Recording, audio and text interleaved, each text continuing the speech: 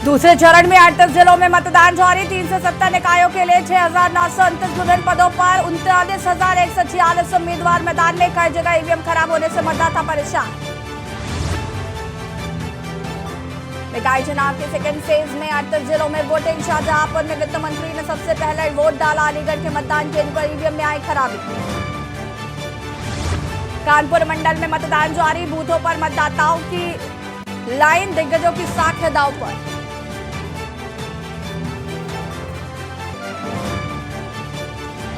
कर्नाटक में 10 exit poll, 4 में कांग्रेस को बहुमत, 1 में भाजपा, 5 से असेंबली जेडीएस किंग मेकर।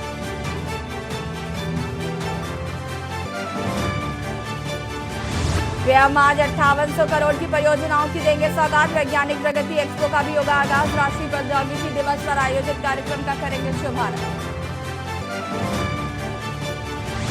आज मुंबई दौरे पर सीएम नीतीश और तेजस्वी यादव, शरद पवार और उद्धव ठाकरे से करेंगे मुलाकात।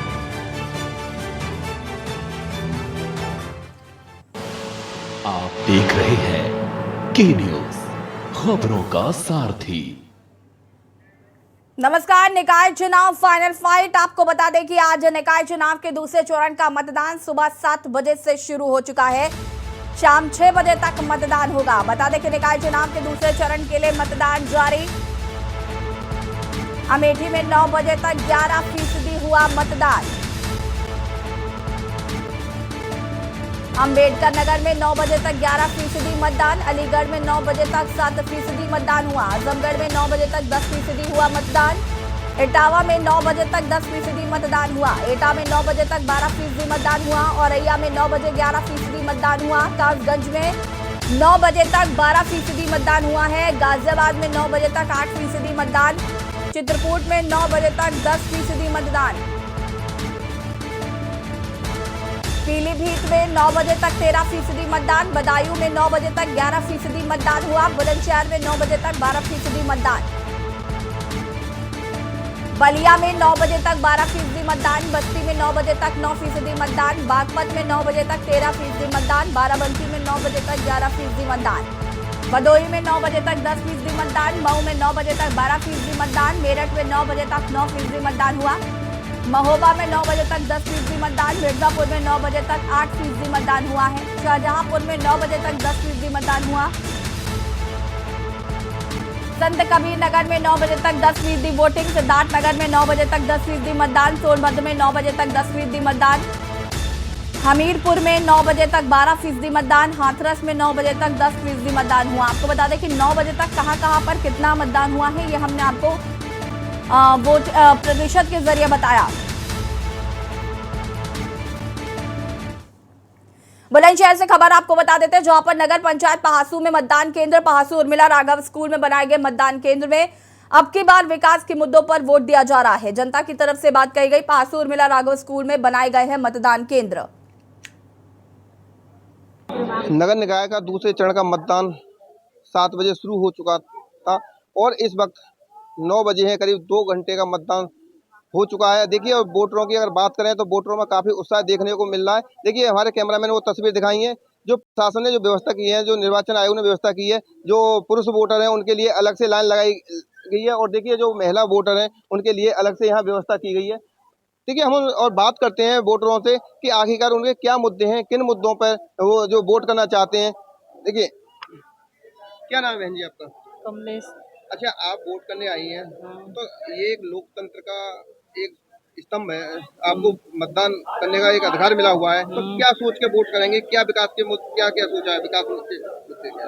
जो जनता की भलाई के लिए काम करेंगे, विकास करेंगे, उनके लिए वोट करेंगे अपना। और क्या मुद्दे हैं आपके? ये गली मोहल्ले में सड़क और पढ़ाई पर जोड़ दें बच्चों की पे, और समाज में सुधार करें। ये दारू बाट घूमे, गरीबन की सहायता करें। अम्मा जी, आप क्या कहेंगी? मैं यही कह रही हूँ कि सबको है का वो भी मिलनी चाहिए, है का सुख शांति मिलनी चाहिए घर परिवार में, है का सबके में। और जो पढ़े लिखे बच्चे डोल रहे हैं। अच्छा, आप क्या कहेंगे अम्मा? आप बताइए। मुझे कह रहे हैं कि सरकार को शराब बंद करवावे, हमारे बच्चे बिगड़ जा रहे हैं, बच्चे मरे जा रहे हैं। जो कहना चाह रहे हैं जो कोई जीते वो जो शराबा बंद करें, शराब की सारी कहानी बन रही है घर में, सुनी। रोज चूना उना घर में शराब पी रहे हैं, सुनी, और बहू ने मार रहे हैं, ये सब तो कह रहे हैं हम तो। देखिए हमारे साथ और काफी वोटर मौजूद है। देखिए ये बुजुर्ग अम्मा मौजूद है। अम्मा जी क्या नाम है? शांति।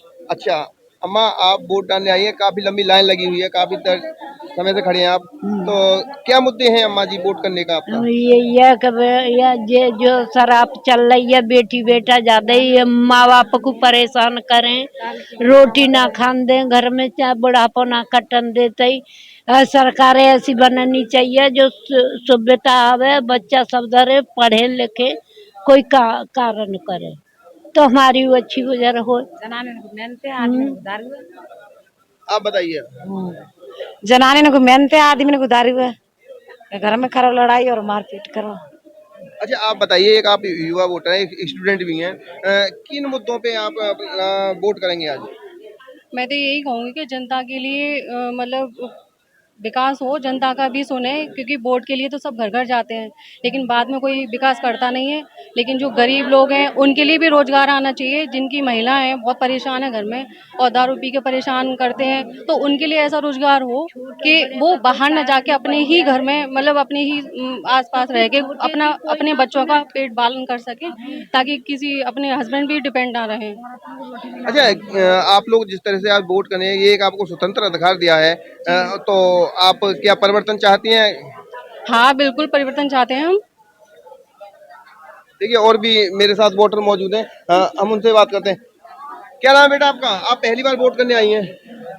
रूबी। अच्छा पहली बार वोट कर रही है ना? हाँ पहली बार। अच्छा कैसा महसूस कर रही हैं? आपको पहली बार वोट डालने में कैसा महसूस हुआ? बहुत अजीब सा फील हो रहा है। अच्छा क्या मुद्दे हैं, आपने जैसे पहली बार आप वोट कर रही हैं तो क्या मुद्दे हैं बेटा आपके? पता नहीं। देखिए हमारे साथ महिला वोटर मौजूद थे। देखिए हम और पुरुष वोटरों से बात करते हैं कि आगे पुरुष वोटरों के क्या मुद्दे हैं और पुरुष वोटर जो वोट करेंगे किन मुद्दों को। क्या नाम है? जी दुष्यंत कुमार राघव। अच्छा दुष्यंत, आज जो वोट करने जा रहे हैं क्या मुद्दे हैं, यानी जो चेयरमैन आप प्रत्याशी जो चुनोगे किन मुद्दों के लिए वोट करोगे? सबसे बड़ा मुद्दा हमारा हिंदुत्व। योगी मोदियों के जो काम है, चाहे वो राज्य में ले लो या केंद्र में ले लो, जो भी बीजेपी द्वारा काम किए हुए उन मुद्दों को हम वोट देंगे। नहीं बीजेपी की छोड़ो, बात मुद्दे की है कि आगे का मुद्दे क्या है? विकास का मुद्दा है, साफ सफाई का मुद्दा है, क्या मुद्दा है शहर के अंदर? बाकी तो सभी चीजें ठीक है, लेकिन हमारा जो मुद्दा है हिंदुत्व का मुद्दा है और हम चाहते हैं कमल खिले पास। अच्छा देखिए हम और बात करते हैं एक क्या नाम है दादा आपका? विकास शर्मा। अच्छा किन मुद्दों पे आज वोट करेंगे आप? पहासों के विकास के लिए वोट देंगे। अच्छा पहासों के विकास के लिए? हाँ जी। तो आप परिवर्तन चाहते हैं कि पहासों में परिवर्तन हो? हाँ पहासों में तरक्की हो, विकास हो, कार्य हो। देखिए मेरे साथ एक कुछ युवा वोटर मौजूद हैं, लेकिन युवाओं से बात करते हैं। क्या नाम है बहन जी आपका? क्या नाम है? अंशु। अच्छा जो आज आप वोट करने आई हैं, क्या मुद्दे घर से क्या मुद्दे सोच के चले हैं वोट करने के? जो आप वोट डालने आई हो हाँ। क्या मुद्दे हैं? अरे अपने उसमें आप बताइए बहन जी। देखिए हमारे साथ काफी मतदाता और पुरुष वोटर मौजूद थे। सभी का जो कहना है वो विकास का मुद्दा है और कुछ लोग परिवर्तन भी चाहते हैं। अब देखना यह होगा कि जिस जैसे से जो जनता है वो अब आज सभी प्रत्याशियों का भविष्य तय करेगी और भविष्य तय करने के बाद आज जो बंद पिटारे में उनका भविष्य बंद हो जाएगा और 13 तारीख को जब खुलेगा तो किसके सर पे ताज सजेगा और किसके सर पे ताज नहीं सजेगा, ये तो अब आने वाला वक्त बताएगा। अनिल मीना, के न्यूज़ इंडिया, बुलंदशहर। जी हां, तो आपको बता दें कि निकाय चुनाव के दूसरे चरण का मतदान शुरू हो चुका है और सुबह 7 बजे से ये मतदान शुरू हुआ। 9 बजे तक कितने फीसदी 38 जिलों में मतदान हुआ ये हमने आपको बताया। अब हमारे साथ हमारे संवाददाता अलग अलग जिलों से हमारे साथ मौजूद हैं और उनसे हम जानेंगे कि किस तरीके से मतदान कराया जा रहा है, जनता के क्या मुद्दे हैं और साथ ही साथ हम ये भी जानेंगे कि किसी तरीके की कोई समस्या तो लोगों को वोट करने में नहीं आ रही है।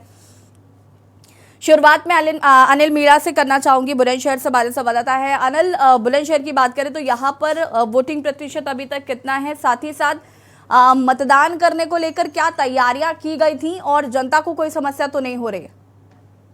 जी देखिए बिल्कुल, ऐसी जनपद बुलंदशहर की अगर बात करते हैं, जनपद बुलंदशहर में 17 निकायों के चुनाव के लिए पूरी तरह से बिल्कुल 7 बजे ही बच चुका था। और देखिए 7 बजे के बाद लगातार जिस तरह से जनता में मतदान करने का एक उत्साह है वो काफी सराहनीय है। लोगों काफी जो लंबी लंबी कतारों में खड़े हुए हैं। अगर परेशानी की बात करें तो देखिए वोट डालने में कहीं ना कहीं लोगों को टाइम तो लगता ही है, क्योंकि लाइन कभी काफी लंबी लग जाती है और कोरोना गाइडलाइन का भी लोगों को विशेष ध्यान रखना है। लेकिन अगर बात की है वोटरों की, तो वोटरों में कहीं ना कहीं जो विकास के मुद्दे को लेकर और जो विकास के मुद्दे हैं, सड़क व्यवस्था है, नगर की जो सरकार बनाएंगे वो सब विकास के मुद्दों को लेकर बनाएंगे।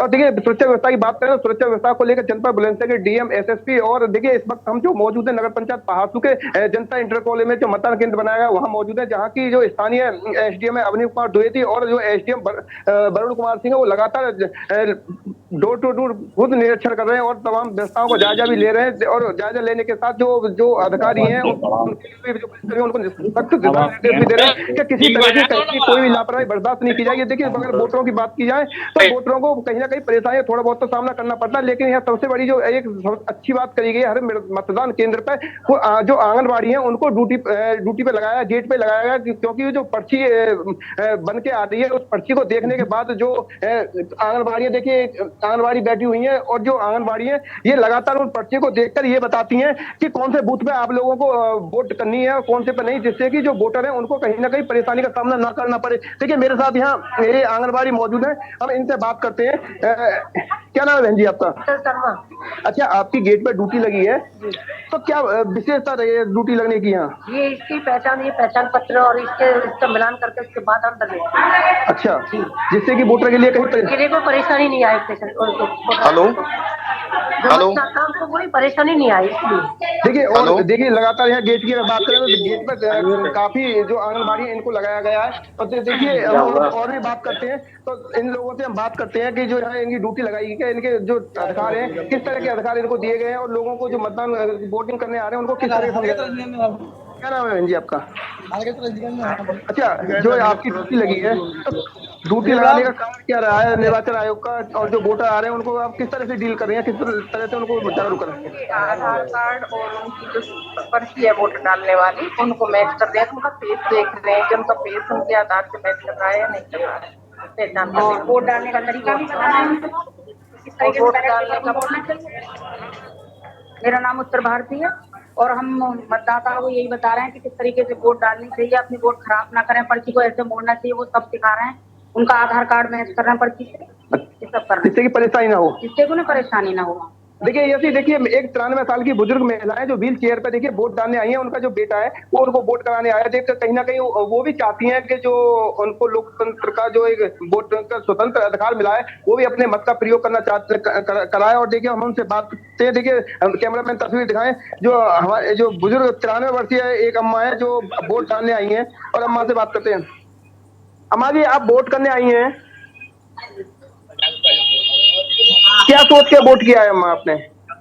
बहुत लोग जुड़े हैं, ये 96 साल की हैं। अच्छा, 96 साल की हैं, ये थोड़ी ज्यादा सुबह से हो गई। अच्छा, आपने वोट कराया अम्मा को? हाँ, तो क्या मुद्दे रहे अम्मा जी को? आप बुजुर्ग 96 वर्षीय अम्मा, सड़क है, नाली है, ये दिक्कत है, थोड़े पानी की शौचालय की व्यवस्था, इसके लिए बड़े चेयरमैन बहुत अच्छा साफ सफाई का चेयरमैन हो। विकास के मुद्दे, सड़क है, नाली है, मतलब देखिए ऐसी जो बुजुर्ग अम्मा है उन्होंने जो वोट किया है वो सिर्फ विकास के मुद्दे को लेकर उन्होंने वोट किया है। और उनका जो कहना, देखिए हम तस्वीर दिखाएं, ये बूथ है उसमें देखिए भीड़ लगी हुई है लगातार। और देखिए अगर ऊपर की बात करें तो इस बार 11:15 बजे हुए और लगातार आसमान से जिस तरह से धूप पड़ रही है तो मतदाता। चलिए ठीक है अनिल, वापस आएंगे आपके पास, और भी लोग हमारे साथ जुड़े हुए हैं, वापस हम आपसे जानेंगे कि लोग किस तरीके से वोट डाल रहे हैं, क्या मुद्दे हैं उनके। मैं यहाँ पर रुक करना चाहूंगी मुनेंद्र शर्मा का, नोएडा से हमारे साथ जुड़े हुए। मुनेंद्र, नोएडा की अगर हम बात करें तो यहाँ पर वोटिंग प्रतिशत क्या रहा अभी तक, साथ ही साथ यहाँ पर अगर हम बात करें तो जनता के क्या मुद्दे हैं, किसी तरीके की कोई कमियां खामियां तो नजर नहीं आ रही हैं?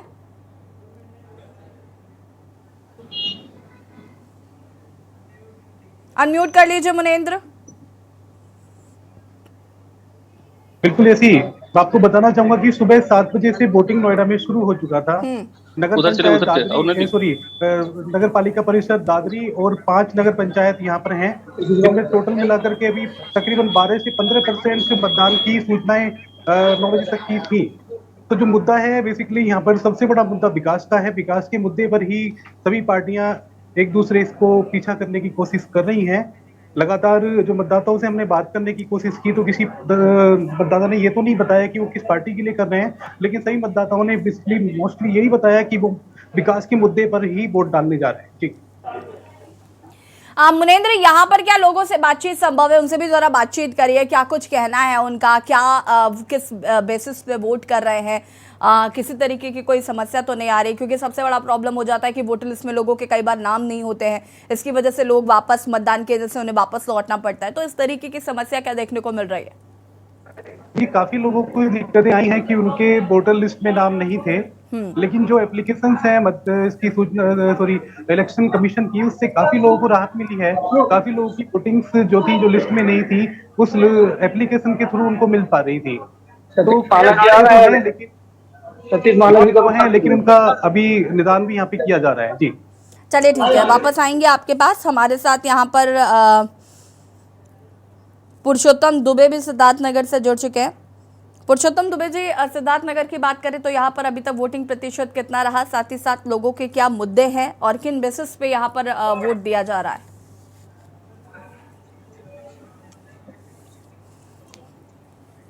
पुरुषोत्तम तक हमारी आवाज नहीं पहुंच पा रही है। और बता दें आपको कि दूसरे चरण का मतदान जो है वो शुरू हो चुका है। 38 जिलों में मतदान हो रहा है। शिवेंद्र हमारे साथ जुड़ चुके हैं ग्रेटर नोएडा से। शिवेंद्र, ग्रेटर नोएडा की बात करें तो यहाँ पर क्या कुछ चुनावी मुद्दे हैं, साथ ही साथ किसी तरीके की कोई कमियां खामियां तो नजर नहीं आ रही हैं, और ये भी जानना चाहेंगे अभी तक कितना वोटिंग प्रतिशत रहा है यहाँ पर? जी, यहाँ पर अभी 9 बजे तक की जो अपडेट है वो लगभग 12% वोट पड़ चुके हैं और द्वितीय चरण का मतदान है। लोग बहुत उत्सुकता से मतदान स्थल पर आ रहे हैं। प्रशासन ने सभी व्यवस्था यहाँ पर मुस्तैद कर रखी है। हमारे साथ यहाँ पर वोट डालकर आए कुछ लोग भी हैं और हम इनसे भी बात करेंगे कि इन्होंने किन मुद्दों पर। ठीक है, मैं आपको यहाँ पर रोकना चाहूंगी और सीधे हमारे संवाददाता अमन तिवारी का रुख कर लेते हैं कानपुर से। और अमन, यहाँ पर कितना वोटिंग प्रतिशत रहा, साथ ही साथ यहाँ पर अगर हम बात करें तो जनता कितनी ज्यादा जागरूक नजर आ रही है मतदान को लेकर? सबसे पहले तो आपको बता दें, विधानसभा अध्यक्ष सतीश महाना जो है अभी वोट डाल के आए। सर आपने मतदान किया है, जनता से किस तरह की अपील करना है? सीधा जी जनता से जो भी समस्या है उसका निराकरण। सर, किन मुद्दों पर निकाय चुनाव कर रहे हैं? सारे होते हैं, शहर की सुरक्षा व्यवस्था, सड़क अच्छी हो, बिजली का गंगा साफ हो, अटल घाट जैसे घाट बने, बूथ क्लब जैसे क्लब बने, स्पोर्ट्स के नाम जैसे स्पोर्ट्स के सेंटर्स बने, ये सारे के सारे बिल 5। सर, एक सवाल और है, किससे टक्कर मानते हैं सीधी सी पार्टी से सब लोग मिलकर चुनाव, सब लोगों में जो जिनके वर्ग कल पिछली बार दूसरे को दे रहा था, पिछली बार तीसरे को दे रहा था, आपस में सब एक दूसरे के खिलाफ लड़ते हैं। बीजेपी से लड़के नहीं, सब एक हो जाते। उन सब में से किसने तय किया कि किसने लड़ना है? सर, वोटिंग परसेंटेज कुछ कम हो रहा है, अपील तो वो शुरुआत हुई है जी बिल्कुल। तो धीरे धीरे जो है वोटिंग का जो परसेंटेज है वो बढ़ने की उम्मीद है। सतीश महाना क्योंकि विधानसभा अध्यक्ष है और अभी भी मतदान करके आए हैं और उन्होंने भी जनता से अपील की है कि ज्यादा से ज्यादा घरों से निकले और जो है मतदान का प्रयोग करें। जी बिल्कुल अमन, यहाँ पर अगर अभी तक का वोटिंग प्रतिशत बात करें तो कितना है, और साथ ही साथ जनता कितना जागरूक नजर आ रही है मतदान को लेकर? क्योंकि लगातार देखिए अपील भी की जाती है कि ज्यादा से ज्यादा मतदान किया जाए, तो ऐसे में क्या लग रहा है कि जनता जागरूक है मतदान करने को लेकर? बिल्कुल, लगातार अपील की गई है। बड़ा सवाल है आपको बताते हैं कि जिस तरह से आज का मौसम है, धूप भी काफी तेज है। लगातार जो जिला प्रशासन है, जो बड़े बड़े नेता कान चुके हैं, वो जनता से अपील कर रहे हैं वो घरों से बाहर निकले और अपने मतदान का प्रयोग करें ताकि सही कैंडिडेट को चुना जा सके। अगर वोटिंग प्रतिशत कम होता है तो कहीं ना कहीं आपको बता दें कि सही प्रत्याशी चुनाव नहीं जीत पाता है। फिलहाल धूप जो है वो अपना रंग दिखाना शुरू देखने कर दिया है और कहीं ना कहीं आपको बता दें कि सतीश महाना जी भी लगातार जनता से अपील कर रहे हैं। तो ये माना जा सकता है कि 1 बजे के आसपास जो वोटिंग प्रतिशत है वो कुछ ना कुछ बढ़ने की उम्मीद है। जी ठीक है, वापस आएंगे आपके पास। शिवेंद्र का वापस रुख कर लेते हैं। शिवेंद्र, ग्रेटर नोएडा की अगर हम बात करें तो यहाँ पर वोटिंग प्रतिशत जैसे कि आपने बताया कि 12% के करीब रहा। अभी लोग कितनी संख्या में पहुंच रहे हैं, साथ ही साथ तैयारियां किस तरीके से की गई हैं ताकि जो वोटर्स हैं उनको प्रॉब्लम ना हो? अनम्यूट कर लीजिएगा शिवेंद्र। मौसम विभाग की तरफ से अलर्ट भी जारी किया गया था। लगभग 38 डिग्री का तापमान आज रहने वाला है। धीरे धीरे पारा चढ़ रहा है और धूप तेज हो रही है। इस वजह से थोड़ा सा वोटर के आने की संख्या में कमी दिख रही है, लेकिन फिर भी मतदान यहाँ पर 9 बजे तक की जो रिपोर्ट है उस हिसाब से 12% हो गया था। हमारे साथ यहाँ बहुत सारे लोग हैं जो मतदान करके अभी अभी जस्ट यही आए हैं। हम इनसे भी बात करेंगे, इनसे भी जानना चाहेंगे कि इन्होंने किन मुद्दों पर वोटिंग की है। सर, आपका नाम क्या होगा? मेरा नाम रमेश शर्मा है और हमने जो वोटिंग करी है मोदी जी और योगी जी के कार्यकाल को देखते हुए हमने सब लोगों ने बीजेपी वोटिंग की। पिछले पांच वर्ष पहले भी और उसके पहले भी 2 टर्म से यहाँ पर गीता पंडित जी चेयरमैन रह चुकी हैं। उनके कार्यकाल के बारे में कुछ बताएं। श्रीमती गीता पंडित जी ने दादरी में बहुत सारे विकास कार्य कराए हैं। जैसे हमारे दादरी में हम जब एंट्री करते थे तो बिल्कुल अंधेरा रहता था। उन्होंने स्ट्रीट लाइट लगवाई है, खरंजे बनवाए हैं, सड़कें बनवाई हैं, अच्छे कार्य उन्होंने कराए। अच्छे कार्य कराए हैं और इस बार आपने भी उनको मौका दिया है। अच्छा, ये कहने वाली बात नहीं है, ये इनका पर्सनल मैटर है। तो इस वजह से मैं मेरे साथ में और भी लोग हैं, मैं इनसे भी बात करना चाहूंगा। क्या नाम होगा आपका? मेरा नाम विकास शर्मा। विकास जी, आपने किन मुद्दों पर इस बार मतदान किया? मुद्दा किसी भी व्यक्ति के लिए जो सबसे काबू होता है वो विकास होता है। जिस तरीके से पूरे देश में, पूरे प्रदेश में, पूरे क्षेत्र में विकास की बयार चल रही है, हवा चल रही है, उस हवा में थोड़ी सी तृप्ति लाने के लिए हमने मतदान किया। तमाम लोगों ने यहाँ पर वादे किए थे कि इस बार हम, और भी पार्टियों से थे, बसपा, सपा और भाजपा, तो पिछले बार के जो वादे थे कि कितने हद तक पूरे हुए हैं? 4 से 5 साल का जो कार्यकाल होता है उस जो वादों को, जो भी 50 साल का लंबा समय देखे तो बहुत सी सरकारें बहुत से वादे पूरे नहीं कर पाई। लेकिन 4 साल 8 साल का जो था उसमें अपेक्षाकृत बहुत विकास दादरी क्षेत्र का हुआ है। बहुत सारी असुविधाएं थी, पानी की किल्लत, सड़क की व्यवस्था का ठीक न होना, काफी उसमें विकास हुआ है। उसी विकास को, जैसा कि मैंने कहा, थोड़ा तेज करने के लिए एक बार फिर से हम सेम सिस्टम पर विश्वास करते हैं। न्यूज़ जब इस मामले में अंदर गलियों में गया था, उन गलियों में मैंने पड़ताल की थी, तो मुझे पता चला गलियों में काफी कम विकास हुआ है। नालियां भटी रहती हैं। यहाँ पर जो मेन सीवरेज लाइन बनी है बहुत गहरी है और इसके वजह से बरसात में पानी गलियों के माध्यम से होते हुए इसमें आ जाता है। तो इस बारे में भी बहुत सारे इसमें कूड़े भरे रहते हैं। ग्राउंड डंपिंग की भी समस्या है, इस पर क्या कहना चाहिए? जैसा कि ये दादरी बहुत पुराना कस्बा है, तो आधुनिक संसाधनों के माध्यम से ही गलियों की जो व्यवस्था है वो सुनिश्चित की जा सकती है। तो संसाधनों के ना पहुंच पाने से वहाँ पर वो व्यवस्था नहीं हो पा रही है। लेकिन प्रशासन सोच रहा है किस तरीके से वहाँ पर संसाधनों को ले जाया जाए और वहाँ की व्यवस्था को भी उन्नत किया। हमारे साथ और भी लोग हैं, इनसे भी मैं बात करना चाहूंगा। आपने किन मुद्दों को चुनकर इस बार मतदान किया है? देखिए, ये तो हमने इसमें विकास के मुद्दे पर ही दिया है। चलिए ठीक है शिवेंद्र, वापस आएंगे आपके पास। इसी बीच बुलंदशहर से बड़ी खबर बता देते हैं। बुलंदशहर से बड़ी खबर, जहां पर सपा प्रत्याशी अर्चना ने लगाए आरोप। यमुनापुरम स्थित मॉडर्न पब्लिक स्कूल बूथ का ये मामला, जहां पर नगर पालिका अध्यक्ष पद की प्रत्याशी अर्चना पांडा ने आरोप बीजेपी वालों लगाया। ने अपने गुंडे बुला रखे हैं, बूथ पर कर रहे हैं मनमानी। बीजेपी वालों ने अपने 85 गुंडे बुला रखे हैं और हमारी सपा के प्रत्याशी हैं, इनके साथ बदतमीजी करी गई है यमुनापुरम वार्ड पर। और जितने भी बीजेपी को छोड़कर बाकी सबके साथ बदतमीजी करी जा रही है। और प्रशासन एक तरफ इलेक्शन कमीशन सो रहा है, प्रशासन सो रहा है। इलेक्शन कमीशन कुछ नहीं है, यहाँ पे धज्जियां उड़ाई जा रही हैं। और मैं अपने आप को बिल्कुल, और पुलिस लाठी चार्ज कर रही है। देखिए पीछे, आप देखिए प्रशासन को कैसे मनमानी कर रही है। और जो लोग बस्ते लगाकर बैठे हैं उन्हें भी हटाया जा रहा है, क्योंकि बीजेपी वालों का बस्ता मकान में है और ये अपनी हार को महसूस कर रहे हैं कि हम चुनाव हार रहे हैं। यही आप हमारे लिए बहुत बड़ी बात है। चुनाव जीतना जरूरी नहीं, चुनाव हम जीत चुके हैं, हार ये रहे हैं क्योंकि हमारे प्रत्याशी के साथ बदतमीजी, एक महिला के साथ बदतमीजी।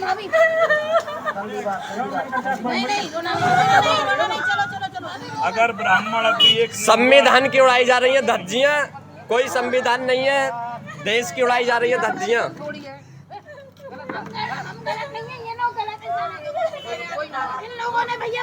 प्रशासन ने चलाई लाठियां। नगर पालिका अध्यक्ष पद की प्रत्याशी अर्चना, आपको बता दें कि जिस तरीके से यहाँ पर आरोप लगाया गया है समाजवादी पार्टी द्वारा कि यहाँ पर उनके साथ बदतमीजी की गई है, अभद्रता की गई है। और इसी पर ज्यादा जानकारी के लिए संवाददाता अनिल मीणा हमारे साथ जुड़ चुके हैं। अनिल, क्या कुछ जानकारी है? अर्चना की तरफ से ये आरोप लगाए गए हैं यहाँ पर कि उनके साथ बदतमीजी की गई है, साथ ही साथ हम तस्वीरें देख रहे हैं कि वो फूट फूट कर रो रही हैं। वीडियो में ये भी कहा जा रहा है कि पुलिस लाठियां भांज रही है। क्या जानकारी है मामले को लेकर? अनम्यूट कर लीजिएगा।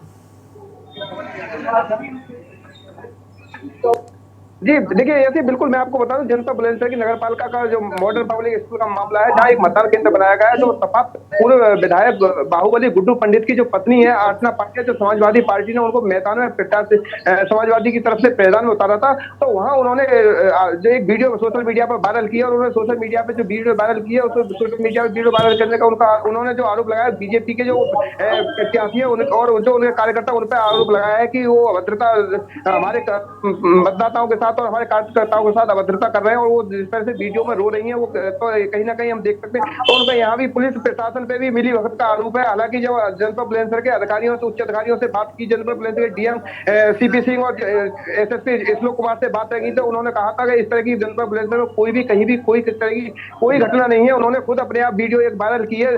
तो हालांकि उन्होंने वो वीडियो को वायरल जो किए उसके मामले में संज्ञान लेने की बात की है जनपद बुलंदशहर डीएम एसएसपी है। लेकिन घटना की जो उन्होंने बात की है कि किसी तरह के कोई भी पुलिस प्रशासन की तरफ से कोई किसी तरह की कोई पक्षपात नहीं की जा रही है। तो हालांकि जो वीडियो वायरल हो रही है, वीडियो वायरल जो एक आरोप प्रत्यारोप लग रहे हैं, लेकिन अगर अधिकारियों की बात किया तो अधिकारियों ने पूरी तरह से इस वीडियो को खंडित करते हुए बताया है। इसलिए उन्होंने कहा है कि इस तरह की कोई भी जनपद बुलंदशहर में घटना नहीं की गई है। और वो वीडियो जो स्वयं पूर्व विधायक गुड्डू पंडित की जो पत्नी है अर्चना पांडा, उन्होंने खुद वीडियो अपने कार्यकर्ताओं पे बनवाई है और रोते हुए बनवाई है और उसके बाद उन्होंने उस वीडियो को वायरल किया है। जी बिल्कुल। अभी फिलहाल अगर हम बात करें तो जिस तरीके से अभी ताजा अपडेट क्या मिल रहे हैं, क्या मामला शांत हो गया है अभी फिलहाल? जी देखिए, ताजा अपडेट की अगर फिलहाल की बात करें तो फिलहाल जो समाजवादी के कार्यकर्ताओं में कहीं ना कहीं आक्रोश तो जरूर है, लेकिन प्रशासन ने पूरी तरह से सब मामला नियंत्रण कर लिया है। और प्रशासन की तरफ से पूरी तरह से टिप्पणी दी जा रही है कि किसी तरह का कोई भी माहौल नहीं बिगड़ने दिया जाए, चाहे वो कोई किसी भी पार्टी के कोई भी कार्यकर्ता हो या कोई भी दबंग व्यक्ति हो, उसके खिलाफ सख्त से सख्त कार्रवाई की जाएगी। जो चुनाव है पूरी तरह से उसको सकुशल संपन्न कराया जाएगा और चुनाव के जो दौरान कोई भी व्यक्ति जो माहौल बिगाड़ने की कोशिश करेगा उसके खिलाफ सख्त से सख्त कार्रवाई की जाएगी। ऐसी ठीक है, आप बने रहिए हमारे साथ, आपसे और भी अपडेट आगे लेते रहेंगे। और बता दें आपको कि निकाय चुनाव के दूसरे चरण का मतदान जारी है और ऐसे में बुलंदशहर से हम आपको खबर बता रहे थे, जहां पर समाजवादी पार्टी की प्रत्याशी ने बीजेपी पर आरोप लगाया, बीजेपी के कार्यकर्ताओं पर आरोप लगाया है, अभद्रता करने का लगाया है आरोप। और लगातार के न्यूज आपको तस्वीरें दिखा रहा है ग्राउंड जीरो पर जाकर कि आखिर किस तरीके से मतदान हो रहा है, क्या कुछ तैयारियां की गई है। उमेश का रुख करना चाहूंगी मैं, औरैया हमारे संवाददाता मौजूद हैं। उमेश, औरैया की अगर हम बात करें, यहाँ पर अभी तक का वोटिंग प्रतिशत क्या रहा है, साथ ही साथ लोग कितना जागरूक नजर आ रहे हैं वोट करने को लेकर?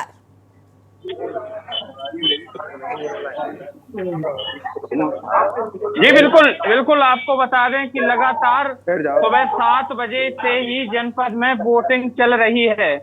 वहीं आपको बता दें कि 207 मतदेय स्थलों पर लगातार वोटिंग चल रही है और लगभग 1,79,550 मतदाता, लगभग 606 जो प्रत्याशी हैं उनके किस्मत का चयन करेंगे।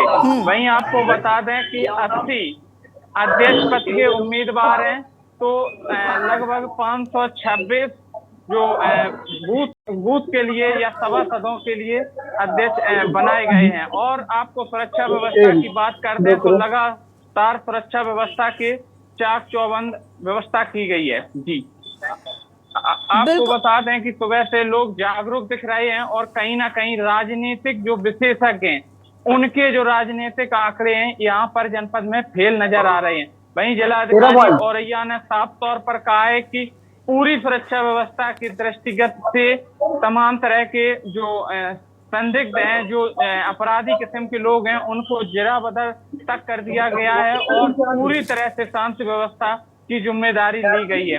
वहीं अगर बात करें वोटरों की, तो वोटरों में युवा और वृद्ध सहित तमाम तरह के जो नए वोटर्स हैं, लगभग 2,500 नए वोटर्स हैं, उनमें एक उत्साह देखा जा रहा है। अब देखने वाली बात यह भी होगी कि सपा का गढ़ माना जाने वाला औरैया जिसमें सपा की राष्ट्रीय अध्यक्ष ने 2-3 जो नगर पालिका नगर पंचायत है उनमें दौरा कर भाजपा रूपी कचरे को हटाने की बात कही, तो वहीं भाजपा के डिप्टी सीएम केशव प्रसाद मौर्य और ब्रजेश पाठक ने तूफानी दौरे कर भाजपा की जो महत्वाकांक्षी योजनाएं हैं उनको जनपद में उनके जो लाभ हैं उनको दिलाने का आश्वासन दिया है। अब औरैया सदर में मेरी मौजूदगी है, गोपाल इंटर कॉलेज जो मतदेय स्थल है यहाँ पर मेरी मौजूदगी है और यहाँ पर देखा साफ जा रहा है कि ये पिंक बूथ बनाया गया है, जो पिंक बूथ के तहत तमाम तरह के लगभग 26 जो क्रिटिकल हैं, 26 जो बूथ हैं उनको जनपद में अलग तरीके से रखा गया है। उनकी सुरक्षा व्यवस्था और चाक चौबंद की गई है। वहीं पहला मिलिट्री के साथ औरैया की पुलिस लगभग तत्पर नजर आ रही है और वहीं जो संदिग्ध जो अलग जो आदि किस्म के जो बूथ हैं उन पर कैमरे से निगरानी की जा रही है। अब देखने वाली बात यह भी होगी कि नगर पालिका औरैया में बराबर त्रिकोणीय जो समीकरण है वो सामने आए हैं।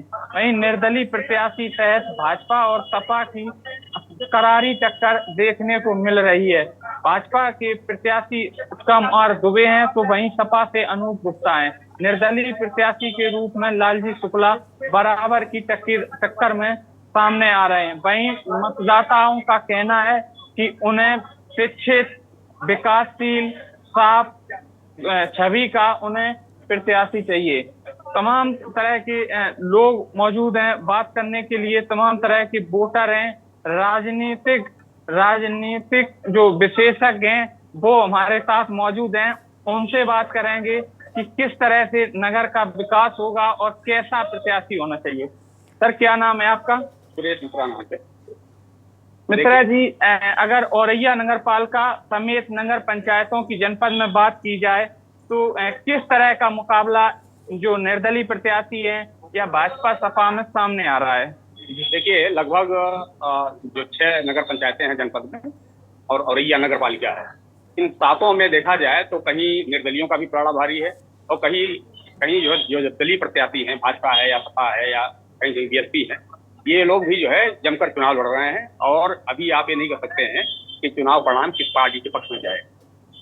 जनता का जो मिजाज है वो ये है कि उनको चाहिए कि उनके नगर का विकास हो, वहाँ पर स्वच्छता का वातावरण हो और जो बरसात के मौसम में कस्बों में और नगरों में जो जलभराव की स्थिति है उससे निजात मिले।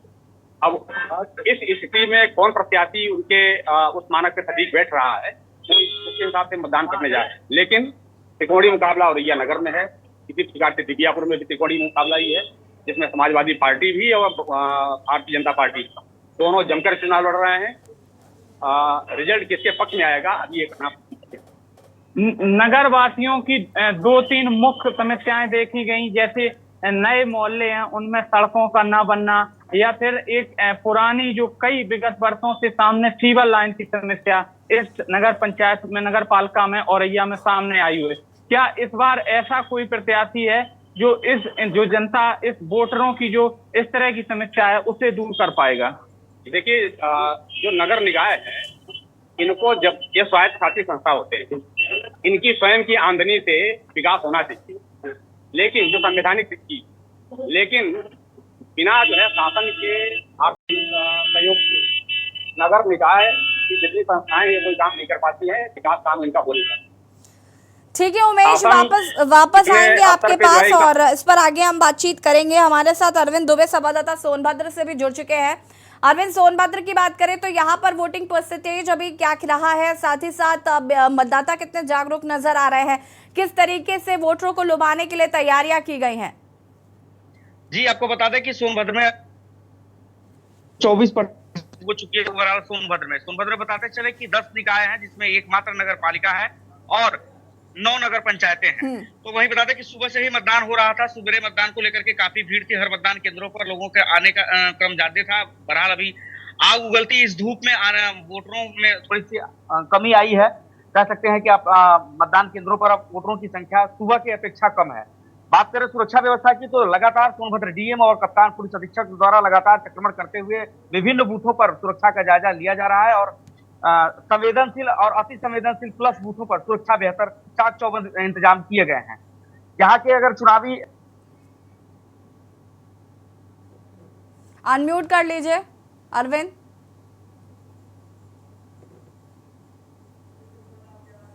अरविंद आपकी आवाज हम तक नहीं पहुंच पा रही है, अनम्यूट करें खुद को।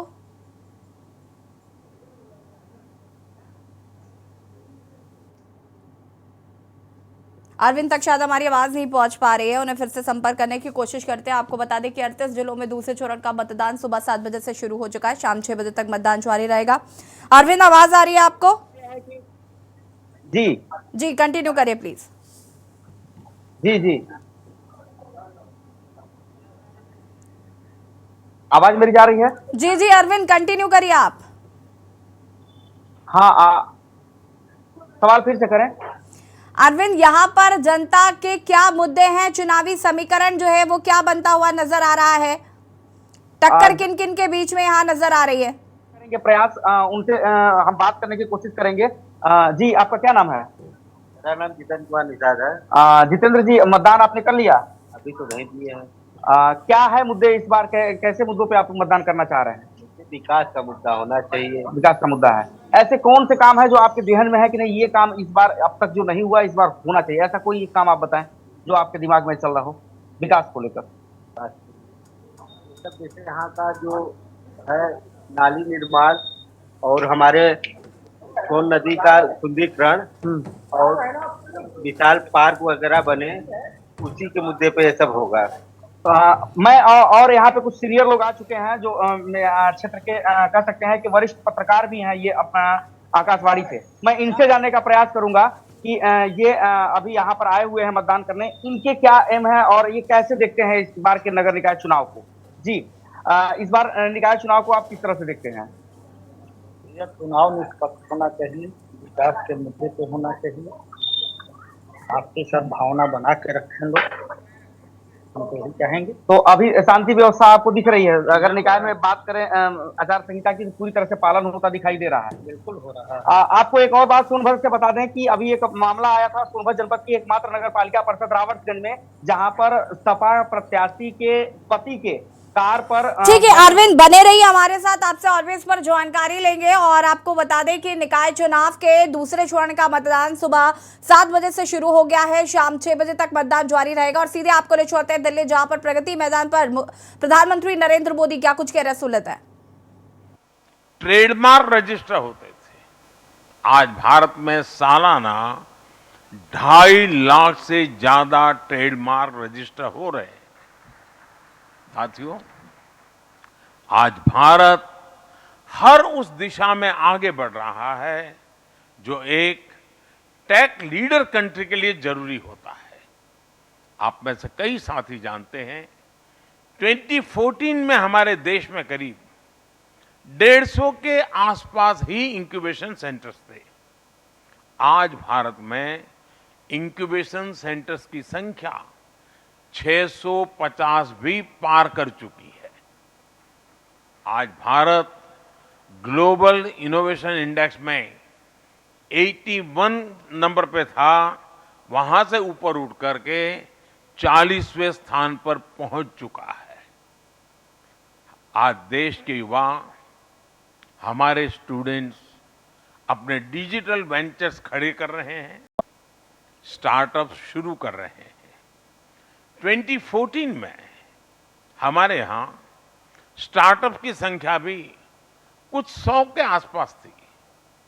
आज हमारे देश में रिकॉग्नाइज्ड स्टार्टअप की संख्या भी करीब करीब 1 लाख पहुंच चुकी है।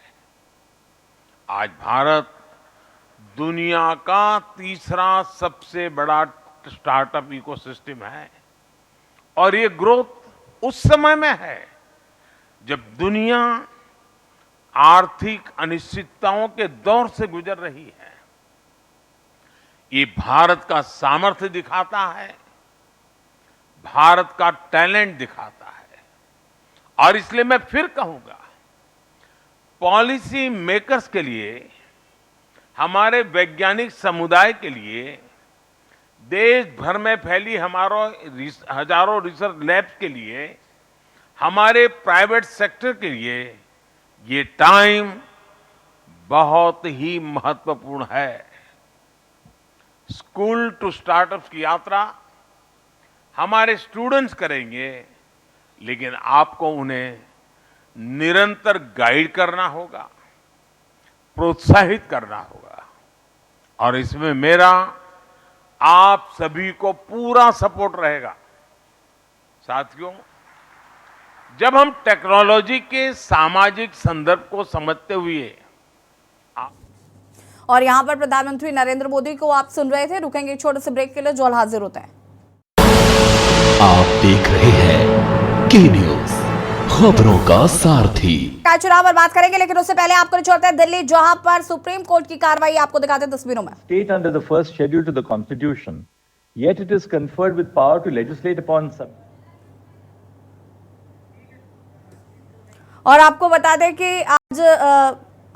दें कि महाराष्ट्र मामले पर भी सुनवाई होनी है। शिवसेना वर्सेस शिवसेना, यानी कि उद्धव ठाकरे वर्सेस शिंदे मामले में भी आज सुनवाई होनी है। Which though limited in many aspects is similar to states. In that sense, with the addition of Article CGI Chandrachud आपको बता दें कि यहाँ पर फैसला सुनाते हुए नजर आ रहे हैं। तस्वीर आपको हम दिखा रहे हैं सुप्रीम कोर्ट के अंदर के करवा के। ट्रांसफर पोस्टिंग मामले पे आपको बता दें कि ये यहाँ पर सुनवाई की जा रही है। ट्रांसफर पोस्टिंग मामले में ये सुनवाई हो रही है। तस्वीरें आपको हम दिखा रहे हैं सुप्रीम कोर्ट की। सीजीआई चंद्रचूड़ यहाँ पर फैसला सुना रहे हैं। तस्वीरें आपको हम दिखा रहे हैं। सीजीआई चंद्रचूड़ फैसला सुना रहे हैं।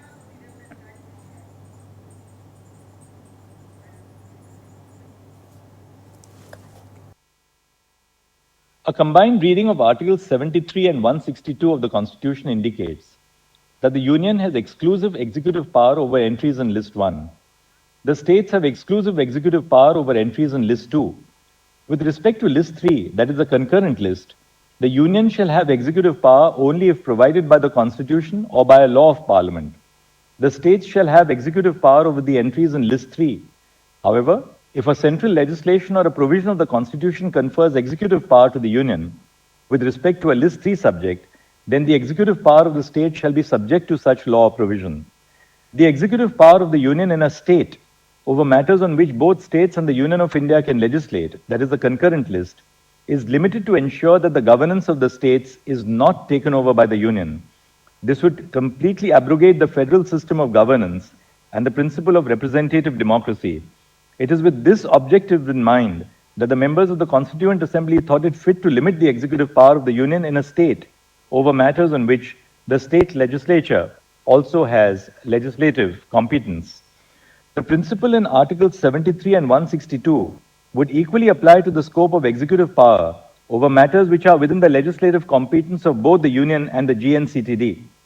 This is because the objective of the provisions is to limit the executive power of the Union in the territorial limits where there is an elected government of a federal unit. Both Parliament and the legislature of NCTD have legislative competence over List 2 and List 3. For the purposes of NCTD, both List 2 and List 3 are concurrent lists. Thus, the delimitation of executive power between Parliament and the government of NCTD with respect to entries in List 2 and List 3 are guided by these principles. Both Parliament and the legislature of the NCTD have the power to enact laws with respect to List 2, subject to the caveat that entries 1, 2, and 18, and entries 64, 65, and 66, inasmuch as they relate to entries 1, 2, and 18, are carved out of the domain of the Legislative Assembly of GNCTD and List 3. The executive power of NCTD shall extend to all entries in List 2 and List 3, other than those entries which are expressly excluded in Article 239 AA3. Such power shall be subject to the executive power of the Union through the Lieutenant Governor only when the Union has been granted such power by the Constitution or a law of Parliament. Therefore, the executive power of NCTD in the absence of a law by Parliament shall extend to all subjects on which it has power to legislate. It was held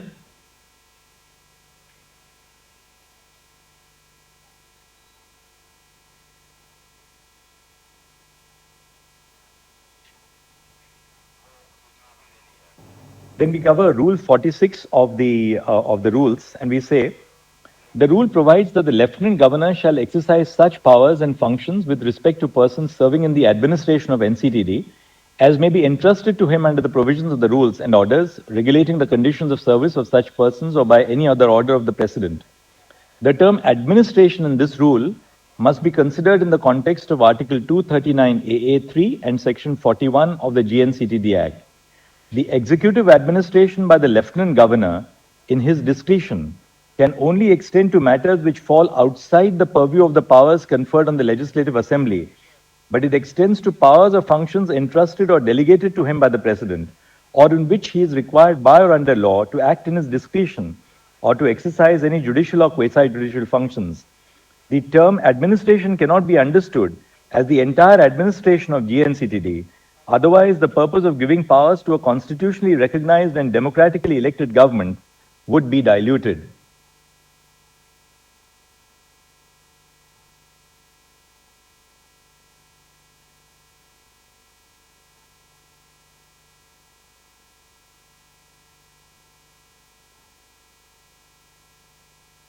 In a democratic form of government, the real power of administration must reside in the elected arm of the state, subject to the confines of the Constitution. A constitutionally entrenched and democratically elected government needs to have control over its administration. The administration comprises of several public officers who are posted in the services of a particular government, irrespective of whether or not that government was involved in their recruitment. For instance, an officer recruited by a particular government may serve on deputation with another government. If a democratically elected government is not provided with the power to control the officers posted within its domain, then the principle underlying the triple chain of collective responsibility would become redundant. That is to say, if the government is not able to control and hold to account the officers posted in its service, then its responsibility towards the legislature as well as the public is diluted. The principle of collective responsibility extends to the responsibility of officers who in turn report to the ministers. If the officers stop reporting to the ministers or do not abide by their directions, the entire principle of collective responsibility is affected. A democratically elected government can perform only when there is an awareness on the part of officers of the consequences which may ensue if they do not perform. If the officers feel that they are insulated from the control of the elected government which they are serving, then they become unaccountable or may not show commitment towards their performance. We have already held that the relationship between the Union and the NCTD resembles an asymmetric federal model, where the latter exercises its legislative and executive control in specified areas of the state list and concurrent list. Article 239 AA, which conferred a special status to NCTD and constitutionally entrenched a representative form of government, was incorporated in the Constitution in the spirit of federalism, with the aim that the residents of the capital city must have a voice in how they are to be governed. It is the responsibility of the government of the NCTD to give expression to the will of the people of Delhi who elected it. Therefore, the ideal conclusion would be that GNCTD ought to have control over services subject to exclusion of subjects which are out of its legislative domain. If services are excluded from its legislative and executive domain, the ministers and executives and the executive who are charged with formulating policies in the territory of NCTD would be excluded from controlling the civil service officers who implement such executive decisions.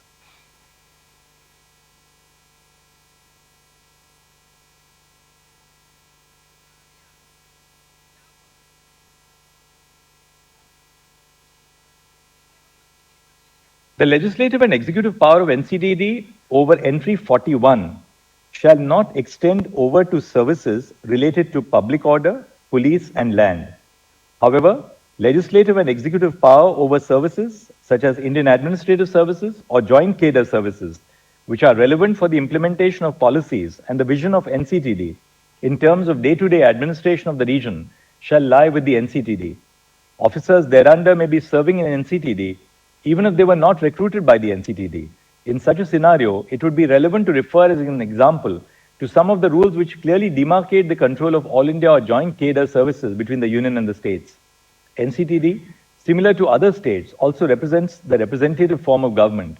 The involvement of the Union of India in the administration of NCTD is limited by constitutional provisions, and any further expansion would be contrary to the constitutional scheme of governance. We reiterate that in light of Article 239AA and the 2018 Constitution Bench judgment, the Lieutenant Governor is bound by the aid and advice of the Council of Ministers of NCTD in relation to matters within the legislative scope of NCTD. As we have held that NCTD has legislative power over services, excluding public order, police and land, under entry 41 list 2, the Lieutenant Governor shall be bound by the decisions of GNCTD on services as explained above.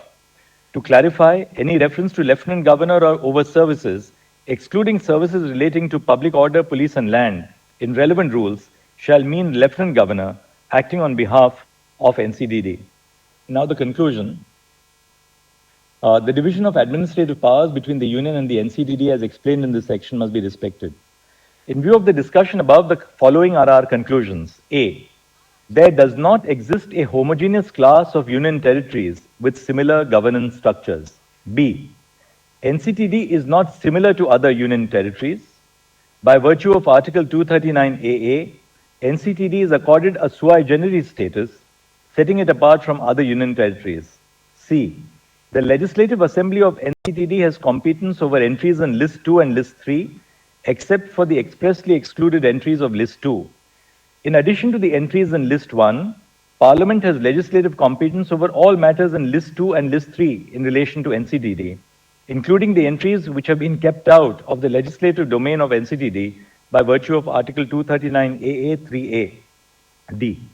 The executive power of NCTD is coextensive with its legislative power, that is, it shall extend to all matters with respect to which it has the power to legislate. E. The Union of India has executive power only over the 3 entries in List 2, over which NCTD does not have legislative competence. F. The executive power of NCTD with respect to entries in List 2 and List 3 shall be subject to the executive power expressly conferred upon the Union by the Constitution or by a law enacted by Parliament. G. The phrase insofar as any such matter is applicable to Union territories in Article 239AA3 cannot be read to further exclude the legislative power of NCTD over entries in the state list or concurrent list over and above those subjects which have been expressly excluded. H. With reference to the phrase subject to the provisions of this Constitution in Article 239AA3, the legislative power of NCTD is to be guided and not just limited by the broader principles and provisions of the Constitution. And I, NCTD, has legislative and executive power over services, that is entry 41 of List 2 of the 7th schedule because, 1. The definition of state under Section 358 of the General Clauses Act 1897 applies to the term state in Part 14 of the Constitution. Thus, Part 14 is applicable to Union territories. And 2. The exercise of rule-making power under the proviso to Article 309 does not oust the legislative power of the appropriate authority to make laws over entry 41 of the state list. We have answered the issue referred to this Constitution bench by the order dated 6 May 2022. The registry shall place the papers of this appeal before the regular bench for disposal after obtaining the directions of the Chief Justice on the administrative side. और CGI Chandrachud की अध्यक्षता में 5 जजों की bench आपको बता दें कि फैसला सुना रही है। यहाँ पर सीजीआई चंद्रचूड़ फैसला सुना रहे हैं। आपको बता दें कि केंद्र बनाम दिल्ली सरकार इस पर फैसला सुनाया जा रहा है। साथ ही साथ किसके हाथ में पावर होगी इस पर फैसला सुना रहे हैं सीजीआई चंद्रचूड़। फिलहाल बुलेटिन में इतना ही। देखते रहिए के न्यूज़ इंडिया। नमस्कार। आप देख रहे हैं के न्यूज़, खबरों का सारथी।